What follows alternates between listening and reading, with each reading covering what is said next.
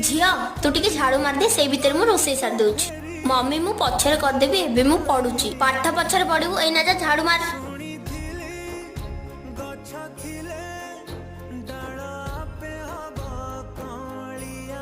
झिया गोटे काम करे मार्केट रो ए सब जिंस आन दे। मम्मी मु पछरे आन देबी एना मते पढिबा को दियो। पाठ पछरे पढिबु आगे जा ये सब आन के आ।